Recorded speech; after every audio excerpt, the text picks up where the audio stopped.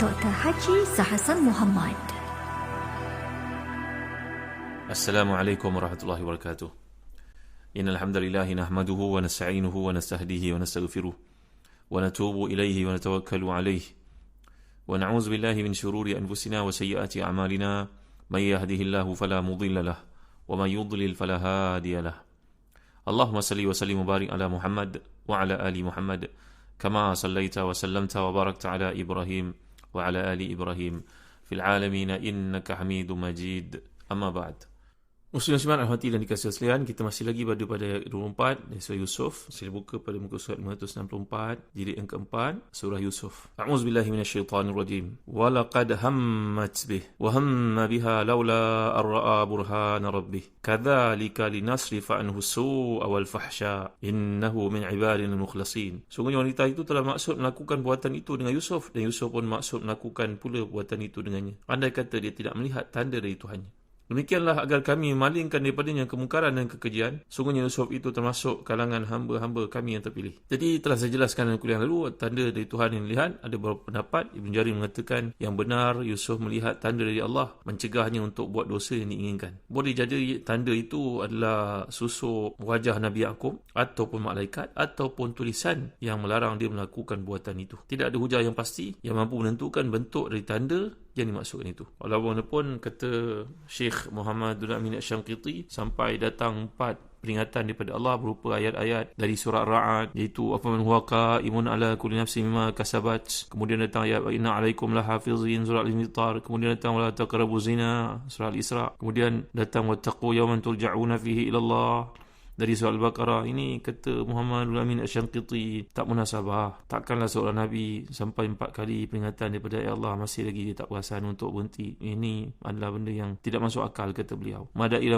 untuk kita mengatakan datang tanda-tanda daripada Allah SWT itu yang mengingatkan dia, lalu perkara tersebut tidak berlaku atas prinsip peranan laula yang telah kita pelajari. Jadi pengajaran daripada ayat ini, tuduhan isteri Al-Aziz yang akan kita lihat di sini yang cuba memujuk Nabi Yusuf, disebut sebanyak 3 kali kat sini dapat kita lihat. Perkataan hai talak wa ghallaqatil abwab. Ini semua menunjukkan kepada kesungguhan wanita itu untuk melakukan perbuatan haram ini kepada Nabi Yusuf AS. Kemudian perkataan hai talak. Jadi menolaknya Nabi Yusuf terhadap pujuk rayu wanita itu dapat kita lihat dengan 3 bentuk, iaitu yang pertama sekali qala ma'azallah, yang kedua innahu rabbi ahsana mathwaya, yang ketiga innahu la yuflihu zalimun. Kesungguhan Nabi Yusuf, konsistennya, istiqamahnya baginda dari awal untuk menepis buatan itu dilakukan kepada baginda. Jadi terdapat beza yang jelas di antara kehendak isteri Al-Aziz itu, Kutafir itu, kepada Yusuf yang merupakan maksiat, dan kehendak Yusuf adalah untuk mempertahankan dirinya dalam keadaan ketakutan terhadap keselamatan imannya, dan Nabi-Nabi Allah seperti yang telah kita huraikan bersifat dengan sifat maksum. Jadi ismah para Nabi ini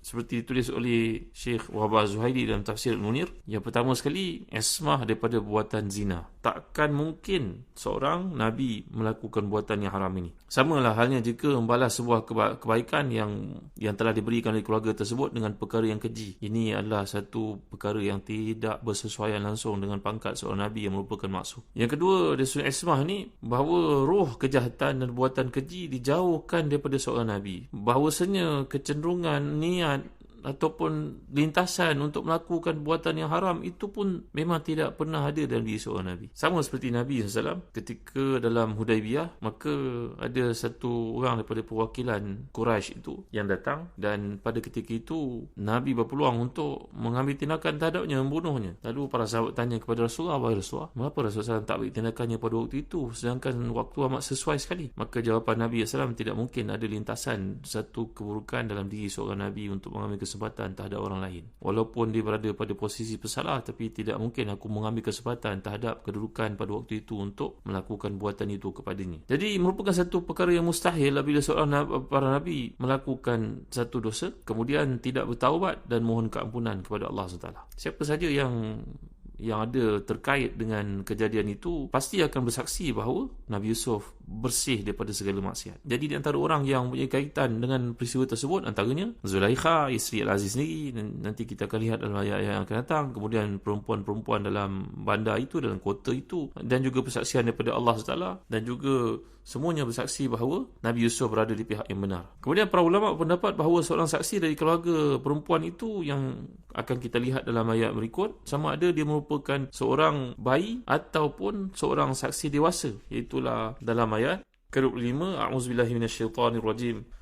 واستبق الباب وقدت قميصه من دبر وألفيا سيدها لدى الباب قالت ما جزاء من أراد بأهلك سوءا إلا يسجن أو عذاب أليم قال هي راودتني عن نفسي وشهد شاهد من أهلها إن كان قميصه قد من قبل فصدقت وهو من الكاذبين إن كان قميصه قد من قبل فصدقت وهو من الكاذبين وإن كان قميصه قد من دبر فكذبت وهو من الصادقين فلما رأى قميصه قد من دبر قال إنه من كيدكن إن كيدكن عظيم يوسف أعرض عن هذا واستغفري لذنبك innaki kunti minal khati'in. Dan kedua-duanya berlumba menuju pintu dan wanita itu menarik baju kemeja Yusuf dari belakang hingga koyak, dan kedua-duanya mendapati suami wanita itu di muka pintu. Wanita itu berkata, apakah balasan terhadap orang yang maksud serong dengan isterimu selain dipenjarakan atau dihukum dengan azab yang pedih? Yusuf berkata, dia menggodaku untuk menundukkan diriku kepadanya. Dan seorang saksi dari keluarga wanita itu memberikan persaksiannya. Jika baju kemejanya koyak di hadapan, maka wanita itu benar, dan Yusuf di kalangan orang yang dusta. Dan jika baju kemejanya koyak di belakang, maka wanita itulah yang dusta dan Yusuf di kalangan orang yang benar.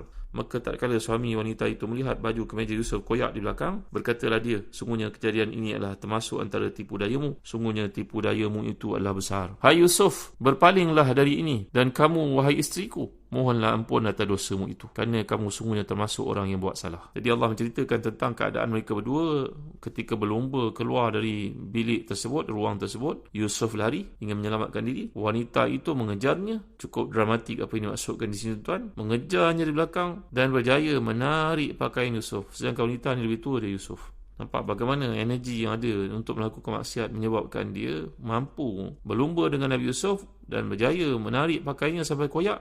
Dan tiba-tiba saja muncul di hadapan mereka pintu terbuka yang adalah suami kepada perempuan tersebut. Pada waktu itulah perempuan ini berusaha lepas daripada situasi yang sangat memalukan itu dengan tipu daya sambil menuduh Yusuf yang berbuat tidak senonoh kepadanya. Memfitnahnya, mengatakan ma jaza'u man arada bi ahlika su'an. Ini juga di sudut bahasa Arab terkandung maksud rasa kesebersalahan dalam diri, sebersalah yang amat sangat. Dia tak mengatakan Yusuf bersalah. Dia kata apa balasan terhadap orang yang buat serong kepada isimu, itu buat keji, illa yuzjana aw azabun alim, sama ada ditahan, sama ada dia dipenjarakan, ditahan, ataupun dikenakan seksa yang pedih. Dalam ayat ini masih lagi dalam kerangka perempuan itu masih tak puas hati. Yang pertama, hajatnya tak dipenuhi. Yang kedua, kerana dia ketakutan nak menyelamatkan diri. Walaupun dia nak menyelamatkan diri, tapi buah hatinya itu yang dipendam selama ini, cinta kepada Yusuf, menyebabkan perkataan yang keluar dari mulutnya masih lagi bentuk berlapik. Ma jaza'u man arada bi ahlika su'a. Apakah balasan terhadap orang yang ingin kepada keluargamu, kepada isimu keburukan? Dia tak kata Yusuf terus, kerana dia tahu Yusuf tak bersalah dan dia masih cinta Yusuf. Kemudian illa yusjan, melainkan dipenjarakan. Dia tak kata disebat ke, dipukul ke, dibunuh ke. Aw azabun alim, ataupun dipenjarakan. Penjara datang kemudian sekali. Pukullah dulu, ambil tindakan pukul saja, kerana dia masih sayang pada Yusuf, tak sanggup dengan Yusuf ini dikenakan hukuman yang berat, dipenjarakan contohnya. Dari sudut bahasa Arab pun bila menyebut tentang illa ayuzjan, saya dah terangkan kepada tuan-tuan, ini fi'il mabni lil majhul. Fi'il segala bentuk variasinya adalah merujuk kepada satu tindakan yang bersifat sementara, berbanding dengan bila digunakan di situ uslub, digunakan isim fi'il ataupun isim maf'ul, maka dia merujuk kepada satu yang lebih bersifat sebati dan juga mendarah daging, merujuk kepada satu yang lebih konsisten. Maka kata-kata perempuan ini masih lagi ingin menyelamatkan Yusuf di atas sifat Yusuf ini, kekasihnya, satu yang ada dalam hatinya, tidak dapat dipisahkan. Sekian lama dia memendam rasa pada Yusuf. Maka timbullah pembelaan secara tidak langsung. Jangan bunuh Yusuf, jangan sebat dia. Madail dipenjarakan. Penjara pun kalau boleh sementara waktu sajalah, kerana saya tidak dapat berpisah daripadanya, seolah-olah itu maksud yang terpendam dalam hatinya. Masih lagi ada pengharapan untuk perkara semikian dilakukan sekali lagi kepada Yusuf. Pada ketika itu Yusuf AS mendapat kemenangan dengan kebenaran dan terbebas dari tuduhan bila baginda mengatakan dengan jujur, hiya rawadatni an nafsi. Kata Dr. Atik Nabulsi, mana-mana orang dalam suasana ketika dituduh padahal dia bebas dari tuduhan tersebut, dia wajib mempertahankan dirinya. Kalau dia tidak mempertahankan dirinya, dia lebih hina dari keldai, kerana situasi itu memerlukan daripada dia untuk mempertahankan diri, kerana tuduhan itu terlalu berat. Maka Nabi Yusuf menjawab dengan penuh confident, dia yang menggodaku dan berusaha untuk menundukkan diriku. Perempuan itu yang mengejar. Dan lihat, sekarang datanglah saksi, wa syahida syahidun min ahliha in kana qamisuhu qudda min qubul. Muncullah seorang saksi daripada keluarga wanita itu di persaksian. Kalangan para ulama mengatakan persaksian datang daripada seorang anak yang masih di atas, masih dalam buayan, kerana seperti disebut oleh Syekh Muhammadul Amin Asy-Syamqiti bahawa ada 4 bayi yang berkata-kata sejak kecil, dan beliau mentarjihkan pendapat bahawa yang berlaku di sini adalah seorang budak yang masih kecil yang tak terfikir boleh berkata-kata. Tiba-tiba beliaulah yang berkata-kata untuk menjadi saksi di atas perkara tersebut bahawasanya Nabi Yusuf AS tidak bersalah. Inilah yang datang dalam hadis menceritakan bahawa huwa sabiyun fil mahdi wa mimman qala dhalika Ibnu Abbas, Ad-Dhahhak wa Sa'id bin Jubair. Kerana dalam hadis ada mengatakan bahawa beberapa orang anak yang berkata-kata semasa kecil, termasuk dalam kes Juraij, ketika Juraij dituduh oleh Bani Israel melakukan zina dengan seorang perempuan sehingga perempuan itu mengandung dan melahirkan anak.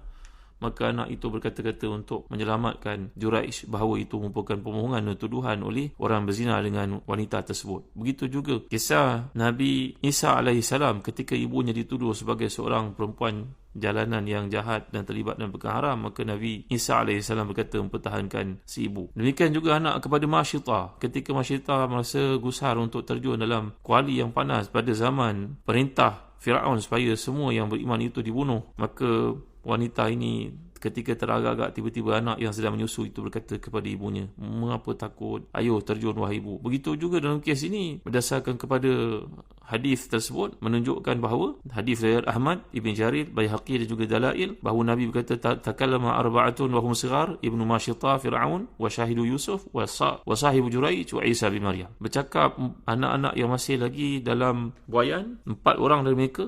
Yang pertama, anak kepada Masyitah pada zaman Fir'aun, ketika Fir'aun memerintahkan untuk dibunuh, terjun dalam kuali yang mendidih itu, periuk yang besar itu. Yang kedua, syahid kepada Yusuf, iaitu dalam kes yang kita bacakan ini, persaksian terhadap Nabi Yusuf ketika perempuan itu menuduhnya ingin melakukan perbuatan jahat terhadap beliau. Kemudian sahibu Juraij, dalam kes Juraij, dan juga Isa bin Maryam ketika baginda mempertahankan ibunya daripada tuduhan-tuduhan liar Bani Israel pada masa itu. Jadi muslim-muslimat dalam hati dan dikasih sekalian, ini adalah satu perkara yang menarik, bagaimana Allah Ta'ala telah menyelamatkan nabinya dalam suasana seperti itu. Wallahu ghalibun ala amri. Jangan lupa kita kepada awal-awal dahulu bagai-bagai perancangan manusia lakukan terhadap Nabi Allah ini, tapi Allah mempunyai perancangan lain terhadap baginda keselamatan yang diberikan. Maka saksi itu mengatakan jika bajunya koyak di muka, di bahagian hadapan, maka wanita itu benar, Yusuf yang menggodanya. Tetapi sebaliknya, kalau pakaiannya, kamisnya, baju kemeja yang dipakainya itu koyak di bahagian belakang, maka tentulah Yusuf ini seorang yang benar,